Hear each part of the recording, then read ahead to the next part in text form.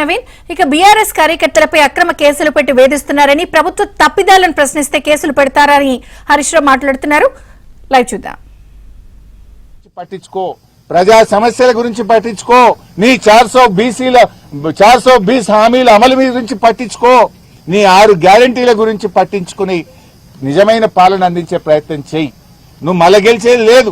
ఈ మిగిలిన 2.5 ఏళ్లైనా మంచిగా పనిచేయి, ప్రజలకు ఇచ్చిన హామీలు అమలు చేయమని చెప్పి డిమాండ్ చేస్తూ క్రిషాంక్ గారి మీద పెట్టిన అక్రమ కేసులు ఎత్తివేయాలని, మళ్లీ పీటీ వారెంట్లు వేసి మళ్ళీ అరెస్ట్ చేసి ఇంకా ఎక్కువ రోజులు జైల్లో పెట్టాలనే వికృత చర్యలకు దిగొద్దని కూడా నేను హెచ్చరిస్తా ఉన్నా.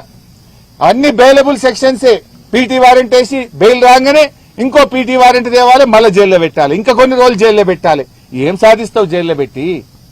దేనికోసం అంటే బయటకు వస్తే మళ్లీ నిన్ను ప్రశ్నిస్తాడు, బయటకు వస్తే క్రిషాంక్ నిన్ను మళ్లీ అడుగుతాడని భయపడుతున్నావా? అడుగుతూనే ఉంటాం. ఇవాళ తెలంగాణ బీఆర్ఎస్ కార్యకర్తలు నిన్ను ప్రశ్నిస్తూనే ఉంటాయి. నువ్వు ఎన్ని కేసులు పెట్టినా, ఎన్ని విచారణలు జరిపినా, ఎంతమందిని జైల్లో పెట్టినా మా పోరాటం ఆగదు. మా పోరాటం రైతుల పక్షాన, మా పోరాటం మహిళల పక్షాన, మా పోరాటం విద్యార్థుల పక్షాన, మా పోరాటం 4 కోట్ల ప్రజల పక్షాన, అన్యాయానికి అణిచివేతకు గురవుతున్న తెలంగాణ ప్రజల పక్షాన బీఆర్ఎస్ ప్రశ్నిస్తూనే ఉంటుంది, పోరాడుతూనే ఉంటుంది. ప్రజల కోసం పుట్టిన పార్టీ మాది.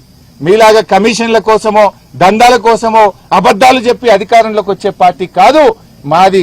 ప్రజల్లో నుంచి వచ్చింది కనుక ప్రజల పక్షాన నీ అక్రమాల మీద, నీ అన్యాయాల మీద, రైతు కష్టాల మీద, నీ హామీల మీద నిన్ను అడుగడుగునా ప్రశ్నిస్తూనే ఉంటాం. Thank you.